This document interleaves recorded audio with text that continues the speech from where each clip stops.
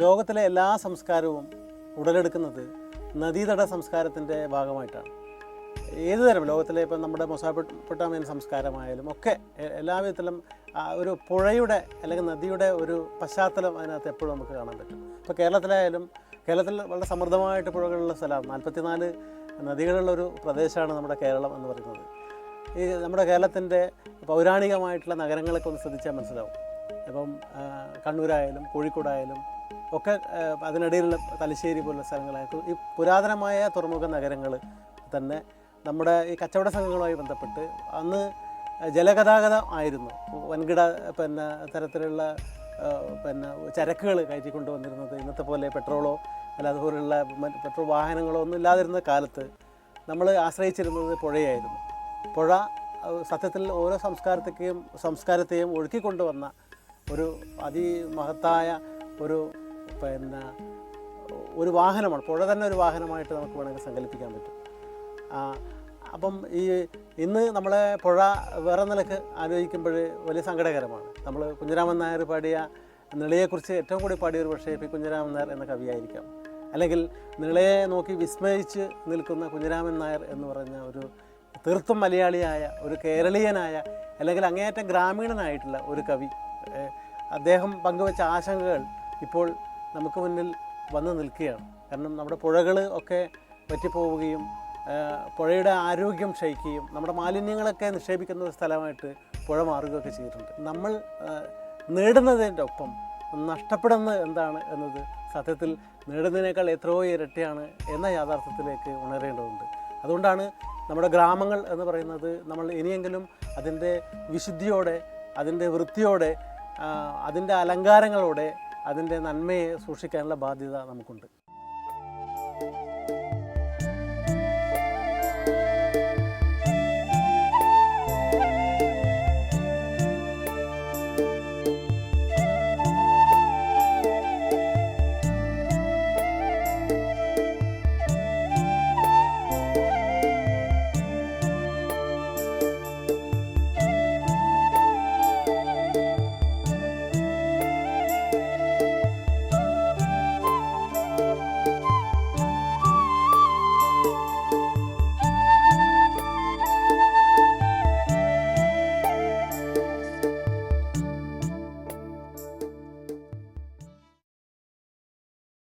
മലയാളത്തിലെ P K പാറക്കടവിൻ്റെ സ്ഥാനം എന്ന് പറയുന്നത് വളരെ പ്രത്യേകതയുള്ള ഒരു ഇടമാണ്.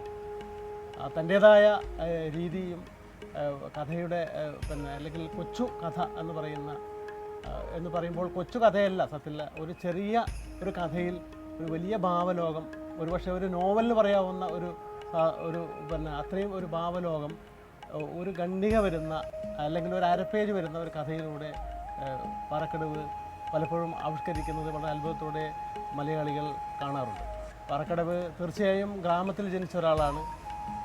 ഗ്രാമത്തിൻ്റെ ആ നന്മകൾ മനസ്സിൽ സൂക്ഷിക്കുന്ന ആളാണ്. അദ്ദേഹത്തിൻ്റെ ഗ്രാമത്തെക്കുറിച്ചും മാറുന്ന ഗ്രാമം കേരളത്തിൽ ഉണ്ടാക്കുന്ന കാര്യങ്ങളെക്കുറിച്ചൊക്കെ ഇന്ന് പാറക്കടവ് നമ്മോട് സംസാരിക്കുന്നു.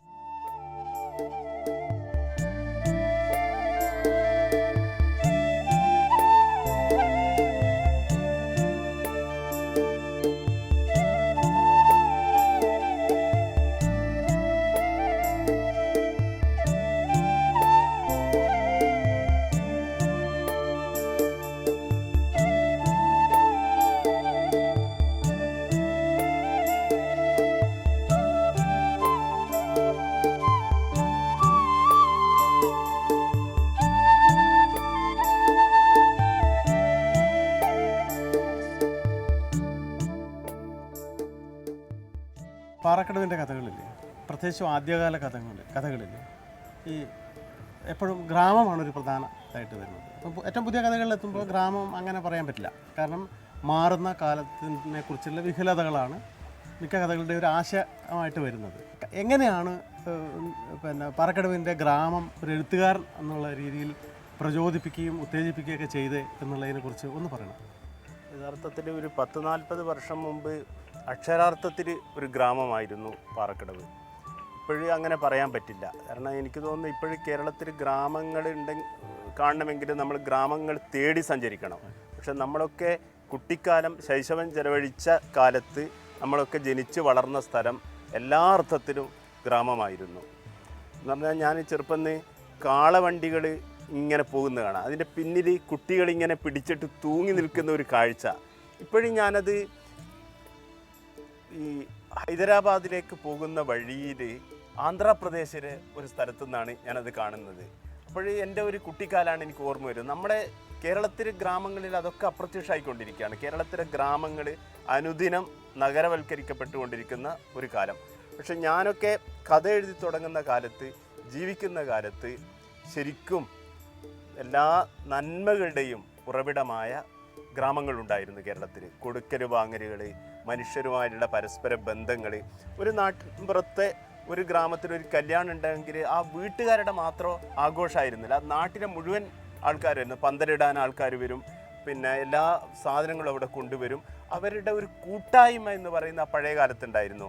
ഇന്ന് അങ്ങനെയുള്ളതൊക്കെ ചരിത്രത്തിൻ്റെ ഭാഗമായി മാറിപ്പോയിട്ടുണ്ട്. എൻ്റെ ആദ്യ കഥ തന്നെ, വിസ എന്ന് പറയുന്ന കഥ തന്നെ ഒരു ഗ്രാമത്തെ കേന്ദ്രീകരിച്ചാണുള്ളത്. ഒരു ഗ്രാമത്തിൽ അന്നുണ്ടായേക്കാവുന്ന ഒരു കഥയുണ്ടാക്കുന്ന കോലാഹലമൊക്കെ ഞാൻ അനുഭവിച്ച് അറിഞ്ഞിട്ടുണ്ട്. ഈ മിസാൻ കല്ലുകളുടെ കാവൽ എന്ന ഏറ്റവും ചെറിയ നോവലിലും എൻ്റെ ആ കുട്ടിക്കാലവും പള്ളിയും പുഴയും ഗ്രാമവും ഒക്കെ വീണ്ടും കടന്നു വരുന്നുണ്ട്. എന്ന് പറഞ്ഞാൽ ഒരു എഴുത്തുകാരൻ്റെ ഒരിക്കലും ശൈശവത്തിൽ നിന്ന് മോചനമില്ല എന്നുള്ളതാണ് എനിക്ക് തോന്നുന്നത്. ഇപ്പോഴും ഞാൻ ആദ്യം പറഞ്ഞ വിസ എന്ന കഥ എഴുതി. പക്ഷേ ഇത് തന്നെ ഗ്രാമത്തിലെല്ലാവരും ഒരേപോലെയല്ലേ എടുത്തത്. കുറുവന്തേരി എന്ന് പറയുന്ന അടുത്തൊരു ഗ്രാമത്തിലെ ആൾക്കാർ അതുടനെ ഞങ്ങൾ അപമാനിക്കുന്നവരാന്ന് പറഞ്ഞു, അതിനെതിരെ വന്നു. പക്ഷെ എന്തുകൊണ്ടോ അത് ഒരു മധ്യസ്ഥ ചർച്ചയിലൊക്കെ ഒതുങ്ങിത്തീരും. പക്ഷെ ഇപ്പോഴാണെങ്കിൽ നേരെ പോയിട്ട് കേസ് കൊടുക്കും. അങ്ങനെയുള്ള ഒരു നഗരവൽകൃതമായ ഒരു ചിന്തയുടെ ഭാഗമായിരുന്നില്ല അന്നത്തെ. എന്ന് പറഞ്ഞാൽ നേരെ എനിക്ക് തോന്നുന്നത് ഗ്രാമീണൻ്റെ ദേഷ്യം പോലും നേർക്ക് നേരെ തീർക്കുന്ന ഒരു ദേഷ്യമാണ്. ഇപ്പൊ ഗ്രാമത്തിൽ പോകുമ്പോൾ എനിക്ക് ഞാൻ മുങ്ങിക്കുളിച്ച പാറക്കടവ് പുഴ, പിന്നെ അതുപോലെ തന്നെ പഴയങ്ങാടിക്കടവ്, അന്ന് സ്കൂളിൽ നിന്ന് വന്നിട്ട് നേരെ പോയിട്ട് ചാടി മുങ്ങിക്കുളിക്കുന്ന കൂട്ടുകാരോടുത്ത് തിമർത്തി ചെയ്യുന്ന അതൊക്കെ കാണുമ്പോൾ പഴയ ഗ്രാമം ഞാൻ മനസ്സിൽ നിന്ന് ഓർമ്മിച്ചെടുക്കുകയുള്ളൂ.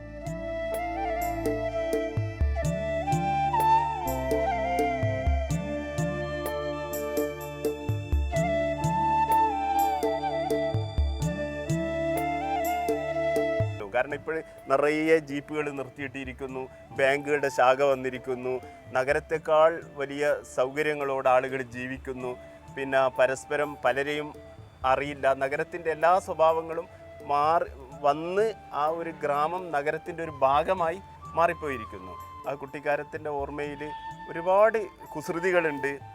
ആ ഒരു നാട്ടിൻപുറത്ത് പറഞ്ഞതുപോലെ സ്കൂളിൽ നിന്നൊക്കെ വന്നാൽ നേരെ പുസ്തകം വെച്ചിട്ട് ഈ പുഴയിലേക്ക് ഒരു ഓട്ട, എന്നിട്ട് ഇങ്ങനെ കുത്തിമറിഞ്ഞ് പിന്നെ അവസാനം കണ്ണൊക്കെ ഒരു തരം ഇത് പിടിക്കും, ഇങ്ങോട്ട് കയറി വരുമ്പോൾ കണ്ണൊന്നും കാണില്ല.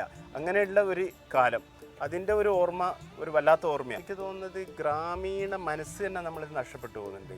ഈ ചാനലുകളിൽ നമ്മൾ സ്ഥിരമായി കണ്ടാൽ നമ്മൾ ഇങ്ങനെയാണ് പെരുമാറേണ്ടതെന്ന് പോലും നമ്മൾക്ക് തോന്നിപ്പോകുന്ന തരത്തിൽ നമ്മളെ മാറ്റിമറിക്കുന്നുണ്ട്. അതിൻ്റെ ഒരു നാഗരികനാകാനുള്ള ശ്രമത്തിൽ നമ്മളിൽ നിന്ന് എന്തൊക്കെയോ നഷ്ടപ്പെട്ടു പോകുന്നുണ്ട് എന്നുള്ളത് നേരി തന്നെ. പലപ്പോഴും നമ്മളൊക്കെ നമ്മുടെ കുട്ടിക്കാലത്തെ സുഹൃത്തുക്കളായി ഒത്തുചേരുമ്പോഴാണ് ഈ വസ്ത്രങ്ങൾ, ഇങ്ങനെ ഈ നാഗരികൻ്റെ വസ്ത്രങ്ങൾ ഉരിഞ്ഞെറിയുകയും വീണ്ടും നമ്മൾ ഒരു കുട്ടിക്കാലത്തേക്ക് മടങ്ങുകയും ചെയ്യുന്നു. അപ്പോഴും കിട്ടുന്ന ഒരു ഹൃദ്യത എന്ന് പറഞ്ഞാൽ നമ്മൾ തല്ലുകൂടുകയും പരസ്പരം, അപ്പോഴും നമ്മൾ ഉപയോഗിക്കുന്ന ഭാഷ പോലും ചിലപ്പോൾ നമ്മുടെ നാടൻ ഭാഷയിൽ ചിലപ്പോൾ തെറിയൊക്കെ പറഞ്ഞുകൊണ്ടായിരിക്കും അങ്ങോട്ടും ഇങ്ങോട്ടും ചെയ്യുന്നത്. പക്ഷെ അതിൻ്റെ ഒരു ഹൃദ്യതയും അതിൻ്റെ ഒരു ഉള്ളിലുള്ള ഒരു പച്ചയായ ഒരു മനുഷ്യനും എനിക്ക് തോന്നുന്നു ഈ നാഗരികത ഇതിൽ കിട്ടില്ല.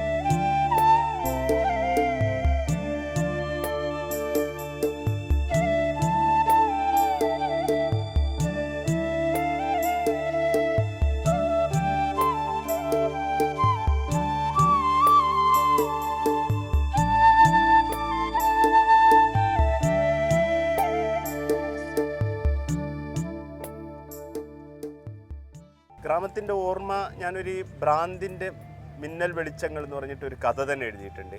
അത് മുഴുവൻ എൻ്റെ ഗ്രാമത്തിലെ കഥാപാത്രങ്ങളാണ്. ഞാൻ ചെറുപ്പം എനിക്ക് ഓർമ്മയുണ്ട്, ഒരു സ്വാമി ഉണ്ടായിരുന്നു. അയാൾ ഈ കൊള്ളു എന്ന് പറയും. ഞങ്ങൾ കൊള്ളു എന്ന് പറഞ്ഞാൽ ഈ നാട്ടിൻ പുറത്തിന് അത് മനസ്സിലാവും. പറമ്പിൻ്റെ ഇങ്ങനെ ഉയർന്നു നിൽക്കുന്ന ഭാഗമാണ്, പറമ്പിൻ്റെ ഉയർന്നു നിൽക്കുന്ന അതിന് കൊള്ളു എന്നാണ് പറയുക. ഈ കൊള്ളു വന്നിട്ട് ഉന്തും ഈ സ്വാമി. രാവിലെ കാണുന്നത് അതാണ്, അങ്ങോട്ട് നിൽക്ക് കൊള്ളേ, ഇങ്ങോട്ട് നിൽക്ക് എന്ന് പറഞ്ഞാൽ ഈ പറമ്പിനോട് മാറി നിൽക്കാൻ പറയാണ്. ഇയാൾ ആത്മാർത്ഥമായിട്ടാണ് പറയുന്നത്. ആ ഒരു മനുഷ്യൻ്റെ ചിത്രം ഇത്ര കാലം കഴിഞ്ഞിട്ടും എൻ്റെ മനസ്സിൽ നിന്ന് മാറിയിട്ടില്ല. അതുപോലെ ഒരു പക്കരൻ എന്ന് പറയുന്ന ഒരാളുണ്ട്. അയാളുടെ ഒരു ദിവസം പാറക്കടവ് പള്ളിയുടെ ഏറ്റവും മുകളിൽ ചെന്ന് നോക്കുമ്പോൾ ഇയാൾ ഈ പള്ളിയുടെ ഏറ്റവും മുകളിൽ ഭയങ്കര രസമാണ്, പുഴയൊക്കെ ഇങ്ങനെ കാണാൻ, രണ്ടാമത്തെ ഏറ്റവും മുകളിലെ നിലയിൽ ചെന്ന് നോക്കുമ്പോൾ ഇയാൾ ഒറ്റയ്ക്ക് ഇരുന്നിട്ട് മിന്നൽ കാണുകയാണ്. അന്ന് മിന്നൽ. അപ്പം പറയും എന്ത് രസമാണ്. അപ്പോൾ ഇന്ന് ആലോചിച്ച് നോക്കുമ്പോൾ തോന്നുകയാണ് അയാൾ യഥാർത്ഥത്തിൽ ആസ്വദിക്കുകയാണ് ശരിക്ക് ആ മിന്നലിൻ്റെ വെളിച്ചവും. നമ്മൾ ഈ മിന്നലിൻ്റെ ഇതില്ല, ഒറ്റയ്ക്ക് ഇരുന്നിട്ട് അങ്ങനെ. അത് ആ ഒരു കഥാപാത്രം ഇപ്പോഴും എൻ്റെ മനസ്സിലുണ്ട്. വേറൊരു കഥാപാത്രം ഒരു 5 പൈസ മൊയ്തുവാണ്. ഈ മൊയ്തു രസകരമായൊരു കഥാപാത്രമാണ്. നിങ്ങളെ കണ്ടാൽ ആദ്യം ചോദിക്കുക ഒരു 10 റുപ്യ തരുമോ എന്നാണ്. അപ്പോൾ 10 റുപ്യ നിങ്ങളെടുത്തില്ല എന്ന് പറഞ്ഞാൽ എന്നാൽ പിന്നെ ഒരു 5 റുപ്യ തരുമോ എന്ന് ചോദിക്കും. 5 റുപ്യ ഇല്ല എന്ന് പറഞ്ഞാൽ പിന്നെ ഒരു 2 റുപ്യ തരുമോ. അങ്ങനെ അത് കുറഞ്ഞ് വന്ന് അവസാനം 5 പൈസയിലെത്തും. ആ 5 പൈസ നിങ്ങൾ കൊടുത്തേ തീരൂ. 5 പൈസ കൊടുത്തിട്ടില്ലെങ്കിൽ അയാളെ നിങ്ങളിരുന്ന് വിട്ടുപോവില്ല.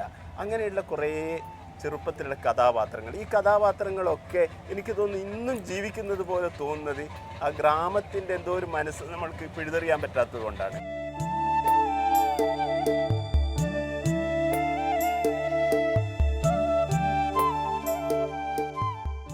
ഒരു കഥാപാത്രം കൂടിയുണ്ട് ഈ പറഞ്ഞ തത്വചിന്ത. വേറൊരു കുഞ്ഞാമു എന്ന് പറയുന്ന ഒരു ആമു എന്ന് പറയുന്ന ഒരാളുണ്ട്. അയാൾ എപ്പോഴും പറയൂ കത്തുന്ന് ഇവിടെ നെഞ്ഞു ചൂണ്ടിയിട്ട്. അപ്പോഴന്ന് നമ്മളിങ്ങനെ കത്തുന്നെന്ന് പറയും. പിൽക്കാലത്താണ് ഇത് നമുക്ക് വേണമെങ്കിൽ തത്വചിന്തയുടെ രീതിയാ, മനുഷ്യൻ്റെ ഉള്ളിൽ തീയാണെന്നു അത് കത്തിക്കൊണ്ടിരിക്കുകയാണെന്നു എന്നൊക്കെയുള്ള തത്വചിന്താപരമായ നിലപാടിലേക്കൊക്കെ വരാം. ഗ്രാമത്തിൻ്റെ നന്മ എന്ന് പറയുന്നത് എനിക്ക് തോന്നുന്നത് ഇപ്പോഴും എൻ്റെ മനസ്സിലുള്ളത്, ഒരു വീട്ടിൽ പെട്ടെന്ന് ഒരു അതിഥി കയറി വന്നാൽ ഒരു പഞ്ചസാര ഇല്ലെങ്കിൽ അടുത്ത വീട്ടിൽ പോയിട്ട് പഞ്ചസാര വാങ്ങുക, അല്ലെങ്കിൽ ഉപ്പില്ലെങ്കിൽ അത് വാങ്ങുക. അങ്ങനെ കൊടുക്കൽ വാങ്ങലുകളുടെ ഒരു നന്മ അത് ഈ പുതിയ കാലം കംപ്ലീറ്റ് തിരസ്കരിച്ചതാണ്. ഇത് അങ്ങനെയുള്ള ഒരു കൂട്ടായ്മ എന്ന് പറഞ്ഞാൽ അന്ന് യാതൊരു കുഴപ്പമില്ല, ഒരാളോട് ചോദിക്കാതെ എടുത്തു കൊടുക്കുക. പറയുമ്പോഴാണ് ഗ്രാമാന്തരം എന്ന ഈ പരിപാടിയുടെ മുഖ്യ ലക്ഷ്യം തന്നെ നഷ്ടപ്പെട്ടുകൊണ്ടിരിക്കുന്ന, മനുഷ്യ സമൂഹത്തിൽ നിന്ന് നഷ്ടപ്പെട്ടുകൊണ്ടിരിക്കുന്ന നന്മകൾ, പ്രത്യേകിച്ചും നഗരവൽക്കരണത്തിൻ്റെ ഫലമായിട്ടുണ്ടാകുന്ന നന്മകളെ ഓർമ്മിപ്പിക്കുകയും അത്തരം നന്മയെ ചിത്രീകരിക്കുകയും ചെയ്യുക എന്ന ലക്ഷ്യത്തോടു കൂടിയുള്ള ഒന്നാണ് ഈ പരിപാടി.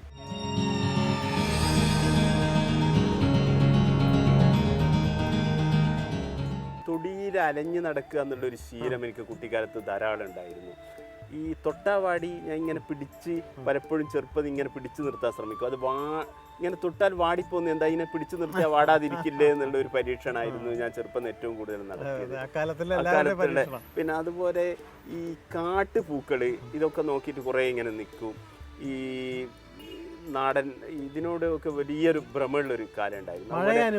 മഴ അനുഭവം ഉണ്ടായിരുന്നു. ഈ നമ്മളെ ഉറവ പൊട്ടുന്നിടത്ത് ഉണ്ടാകുന്ന ചെറിയ മീനുകൾ ഇങ്ങനെ രൂപം കൊള്ളുന്നത്, അങ്ങനെയുള്ള പിന്നെ മഴയുടെ പല രൂപങ്ങൾ, അത് ചരൽക്കല്ലുകളായിട്ട് നമ്മുടെ വീടുകളുടെ ഓടുകളിൽ പതിയുന്ന ശബ്ദം, പിന്നെ ആഞ്ഞടിച്ചിട്ട് ചാഞ്ഞെവിടുന്നോ വരുന്ന മഴ, പിന്നെ ഭീകരമായ അക്ഷരാർത്ഥത്തിൽ തന്നെ ഭയങ്കര മഴ എന്ന് പറയുന്ന മഴയുടെ പല രൂപങ്ങൾ. ഇതൊക്കെ എനിക്ക് തോന്നുന്നു ചെറുപ്പം ഒരുപാട് ആസ്വദിച്ചിട്ടുണ്ട് ഈ മഴ അനുഭവം. ഇപ്പം തെക്കൻ കേരളത്തിലൊക്കെ ഇത് പറയുമ്പോൾ ഓർത്ത് വന്ന് ഈ തെക്കൻ കേരളത്തിലെ ചില പ്രദേശങ്ങളിൽ മഴയെ ഇങ്ങനെ ഇത്ര മീറ്റർ മഴ, അതെ എന്നല്ലേ നമ്മൾ സെബാസ്റ്റ്യൻ അങ്ങനെ കഥ തന്നെ എഴുതിയിട്ടുണ്ട്.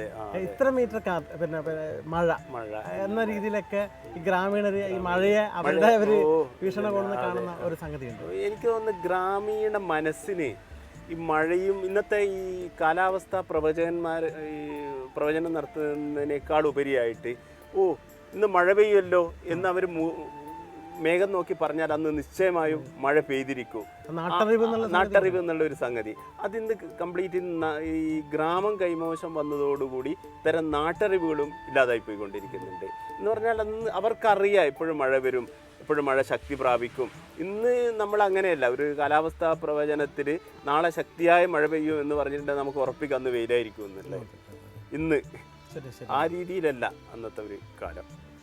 പാറക്കടവ് എന്ന് പറഞ്ഞ ഗ്രാമം കഴിഞ്ഞിട്ട് പിന്നെ ഗൾഫ് എന്ന് പറഞ്ഞൊരു വേറെ ലോകത്തെ അതായത് പച്ചയിൽ നിന്ന് ഒരു തരം ഇളം ബ്രൗണിലേക്ക് എന്ന് പറയാവുന്ന ഒരു യാത്രയാണ്. അന്ന് ഗൾഫിൽ പോകുന്നത് ഇന്നത്തെ പോലെയല്ല. അന്ന് ഗൾഫിൽ പോകുക എന്ന് പറഞ്ഞ ഒരു സംഭവമായിരുന്നു. തലേ ദിവസം രാത്രി വീട്ടിലെ പിന്നെ ബന്ധുക്കളൊക്കെ വരും, സുഹൃത്തുക്കളൊക്കെ വരും. അത് ഒരു ഭക്ഷണമൊക്കെ ഉണ്ടാക്കി കൊടുത്ത് അന്ന് ഇതെന്ന് പറയുന്നത് നമ്മുടെ വീട്ടിൽ അതിഥികൾ വരും. അവസാനം നമ്മൾ ഇറങ്ങാൻ നേരത്ത് പിന്നെ മുസല്യാർ ദ്വാ ചെയ്യും, എന്നിട്ട് എല്ലാവരും ആമീൻ പറയും. അങ്ങനെ ഒരു പ്രാർത്ഥനയുടെ ഒരു അകമ്പടിയോടെയാണ് നമ്മൾ ഇറങ്ങുന്നത്. ആ ഇറങ്ങുമ്പോൾ നമ്മൾക്ക് പിന്നെ അന്ന് പിന്നെ ഒരാൾക്ക് മരണം നിശ്ചയിച്ചതുപോലെ നിർബന്ധമായിരുന്നു ഒരു ഗ്രാമത്തിൽ ഒരാൾ അന്ന് ഗൾഫിൽ പോകണമെന്നുള്ളതോ. ഗ്രാമത്തെ അതിൻ്റെ നന്മയോടൊപ്പം തന്നെ തിരിച്ചു പിടിക്കാനുള്ള അതിയായൊരു വെമ്പൽ തീർച്ചയായും ഇവിടുത്തെ മനുഷ്യരുടെ ഉള്ളിലുണ്ട്. നമ്മുടെ ഉള്ളിൽ ഇപ്പോഴും ഒരു സ്വപ്നം ബാക്കി നിൽക്കുന്നുണ്ട്. ആ സ്വപ്നത്തിൻ്റെ പ്രകാശമാണ് ഈ ഗ്രാമാന്തരം എന്ന ഈ പരിപാടി. ഒട്ടേറെ മനുഷ്യർ ഗ്രാമത്തിൻ്റെ നന്മയിലേക്ക് എത്തിച്ചേരാൻ വേണ്ടി ആന്തരികമായി ദാഹിക്കുന്നുണ്ട്. തീർച്ചയായും കലാകാരന്മാരും എഴുത്തുകാരും സാമൂഹ്യ പ്രവർത്തകരും ഒക്കെ തന്നെ ആ ദാഹത്തോടൊപ്പം അല്ലെങ്കിൽ ആ ദാഹം നമ്മുടെ പരിപാടിയായിട്ട് ബന്ധപ്പെട്ട് പങ്കുവെക്കുന്നുണ്ട്. അവരുടെ അത്തരത്തിലുള്ള ഉത്കണ്ഠകൾ ഗ്രാമം നശിച്ച് പോകാതിരിക്കാൻ എവിടെയോ അവരെ മനസ്സിൻ്റെ അകത്ത് ഉള്ളിൽ ഒരു പ്രാർത്ഥന ഉയരുന്നുണ്ട്. ആ പ്രാർത്ഥന തന്നെയാണ് തീർച്ചയായും ഈ പരിപാടിയുടെ പിന്നിലുള്ള പ്രധാന ശക്തി കേന്ദ്രം.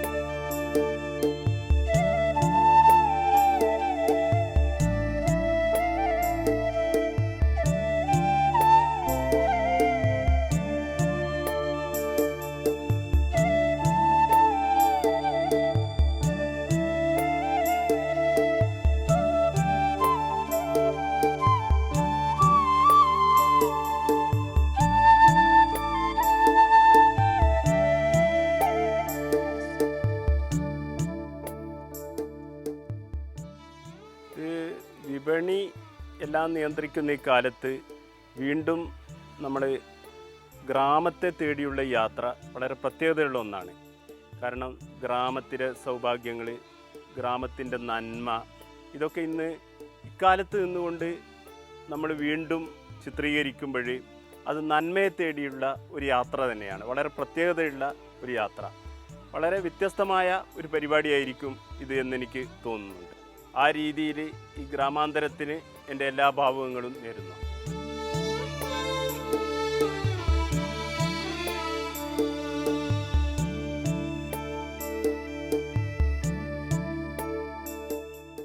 എത്രയും പെട്ടെന്ന് നമുക്ക് ഗ്രാമത്തിലെത്തണം. പഴയ ആളുകളൊക്കെ പലപ്പോഴും നഗരത്തിൽ ജീവിക്കുന്ന മനുഷ്യർ ആലോചിക്കുന്നതാണ്, ഒന്ന് ഗ്രാമത്തിൽ വീട്ടിലെത്തി എനിക്കൊന്ന് വിശ്രമിക്കണം. അവിടെ എത്തുന്നതോടുകൂടി ഞാൻ വളരെ സുരക്ഷിതനായി മാറുന്നു. അപ്പം ഗ്രാമം നമുക്ക് നൽകുന്നത് എന്തെന്നില്ലാത്തൊരു സുരക്ഷിത ബോധം കൂടിയാണ്.